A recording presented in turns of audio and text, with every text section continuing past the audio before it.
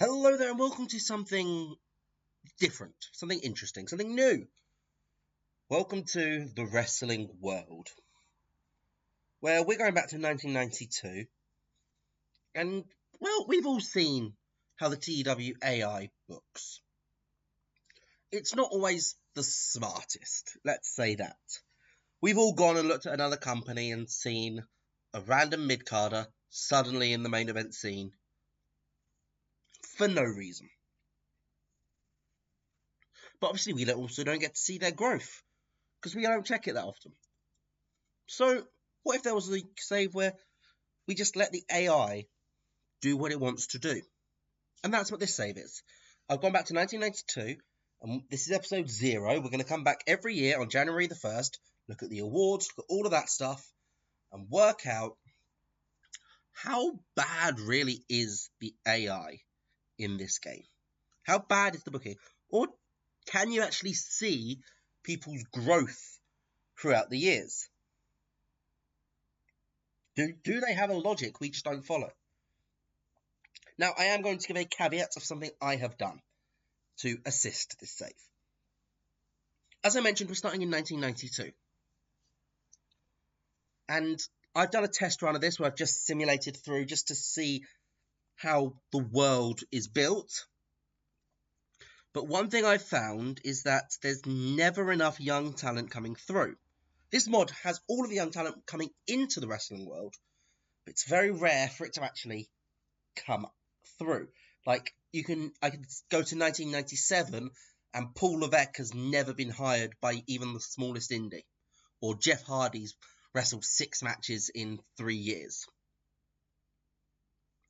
And they just don't get the chance to grow. So, what we did is I went into the quick fill feature and I added about 50 independent companies. We are talking insignificant. 1 or 2, well, up to 6 popularity in their home region. And that's about it. That's all the pop they get. Like, Mighty Wrestling League, what a name, has 3 pop in its home region and a bit of spillover. That's it. It's basically all of them are at the start of a local to global. They've all come into this world. No owners, no bookers. So they have to find those. A lot of these will probably die in these first years because they just won't find owners, won't find bookers, just drain money. But I'd rather have too many of them, and a couple of them die out, but all the wrestlers get a chance to wrestle, and not have enough, and most of the young stars never get their big break.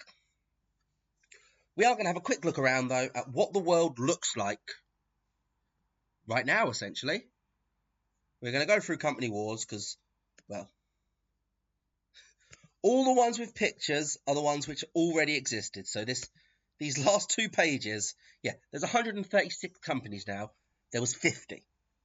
So they're all over the world. There's some in Japan, there's some Joshi companies, there's some men's Japanese companies, there's a few in Mexico, there's quite a lot in America, some hardcore, some technical, some entertainment, different varieties. There's some in Britain. But let's go through the real companies and see where they are. So the smallest real company is NWA New Zealand, ICWA. I'll only look at companies detailedly which are significant. I think the first one, EC, there we go, we're already in the top 50. That shows how few real companies there actually were at the beginning, which, is pretty accurate.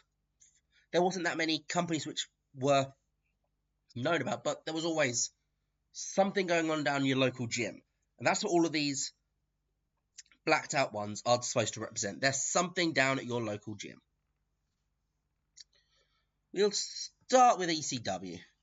Of course, this is which, to be fair, also just started on today, so they have no history at this point. This is pre-hardcore. Only real hardcore name is Mr. Sandman, not even the Sandman yet. Mr. Sandman. It's got the Pitbulls, the Super Destroyers, Ivan Koloff's here. But honestly, this is not the ECW that we all know and love yet. Smoky Mountain, so Jim Cornette's company. Only been around for a month yet. Do they have any champions? No, they haven't found any champions yet. If we look at their roster, young Bob Holly's here, Barry Horowitz.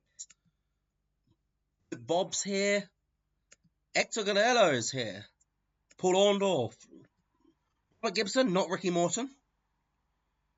Kazana. Jerry Lynn is here.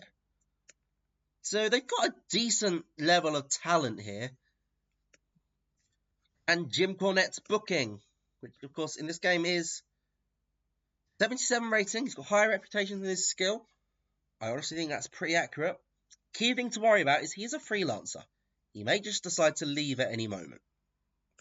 And they don't have much money. They have more than all the companies I added, but not much. And then, yeah, we're already on the first page. We'll look at the biggest UK promotion, which is ASW. So obviously they've been around since the 70s. This was, Giant Haystacks, Big Daddy. Well, no, not Big Daddy. That was joint. Giant Haystacks came in because he wanted to break out from Big Daddy's shadow, if I remember my British wrestling history correctly. But if you look at the guys they've got, we've got Boy Collins, David Taylor's the heavyweight champion. The tag champions are Robbie Brookside and Doc Dean. Great little tag team. What's their tag team name? Liverpool Lads. They've held it for a year, actually, already. But this, there's a lot of British talent that comes up through this era.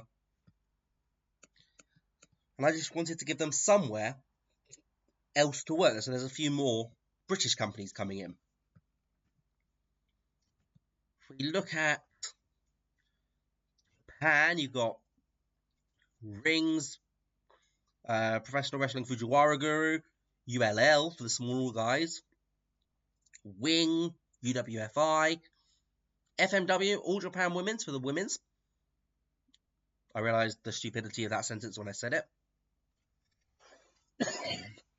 SWS, which is the more entertainment-based product, which always ends up in financial issues because it's, run by the mafia.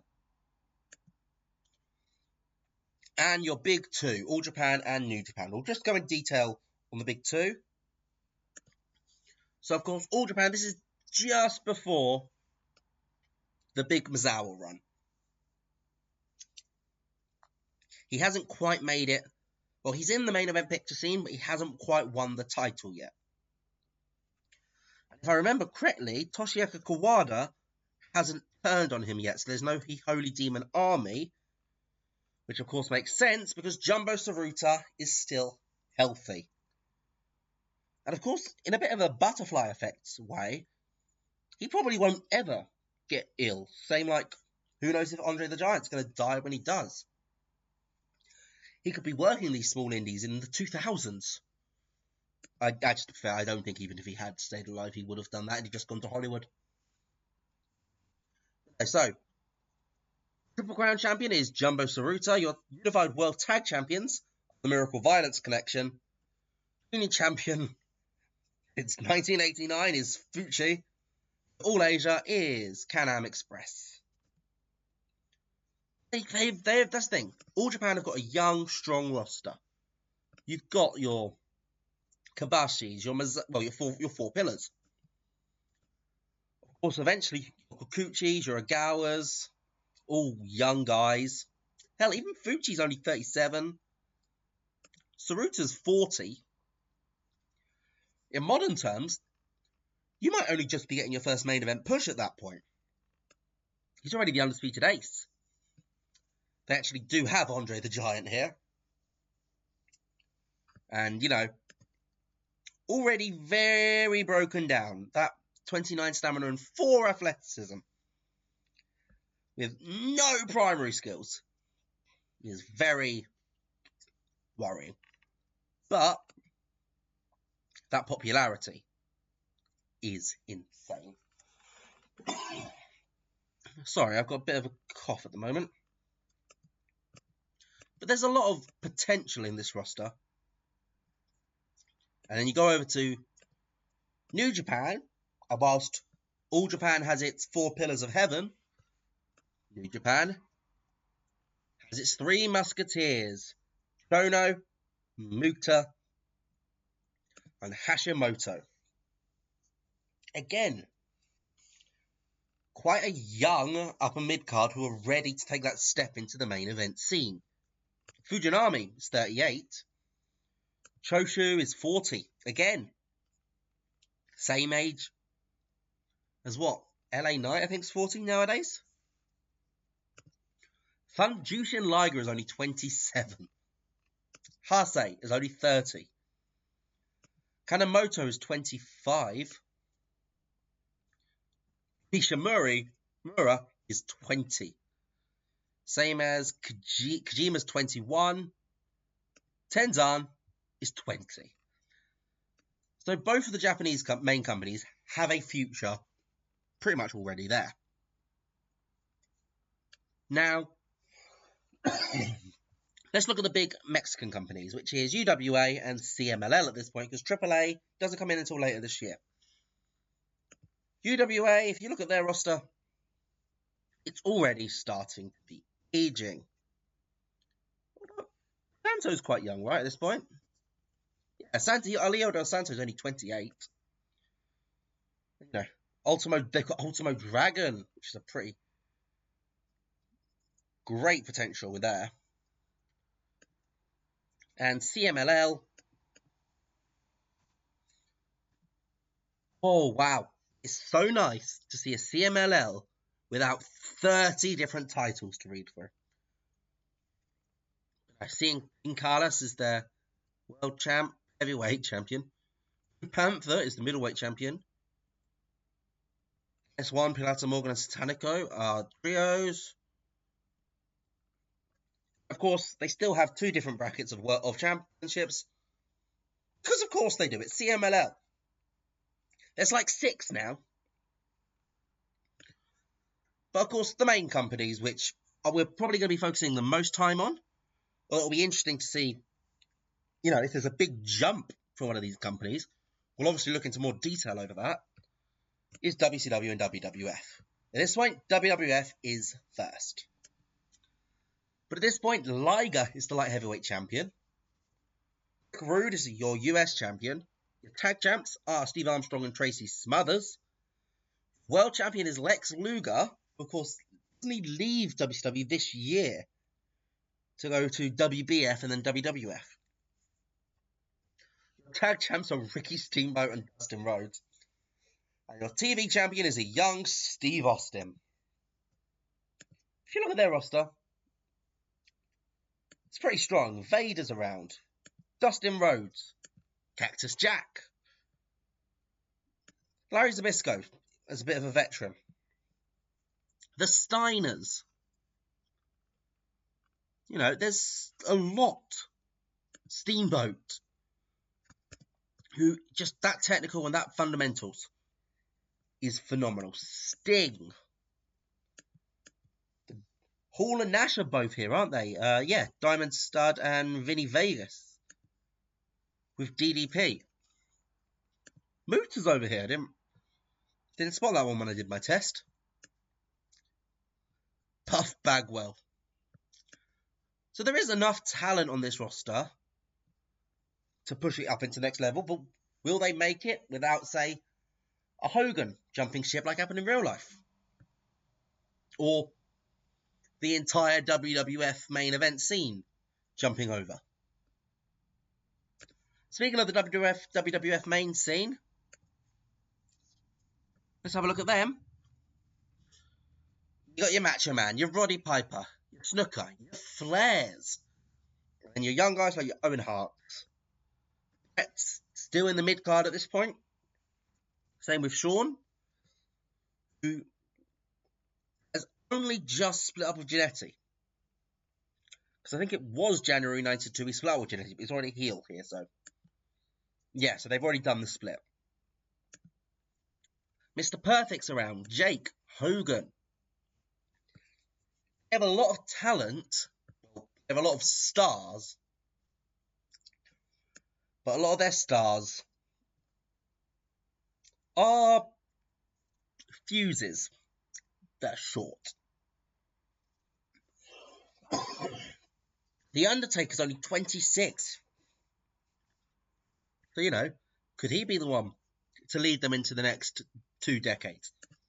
Or maybe it's this man, Shane Stevens. No, I don't think it's going to be him. But anyway, we're going to come back every year. We're going to see which new wrestlers come into the world. We're going to see who's the best wrestler that year. We're going to go through the Power 500. Well, not all of it, because that'll take hours. But, like, the top 50, say. We're going to look at these companies, see if any of them die out, because I put in too many. See if there's any companies who, we've got 3 Danger Zone Wrestlings here. 3 different countries, actually. We've got a Japanese one, an Italian one, and an American one. Interesting. And the Italian one is Lucha Libre. Because, of course, it is. But either way, let me know what you guys think of this concept. And we'll come back probably in a week with episode 1, where we will simmed to 1993, and we will see, how does the world look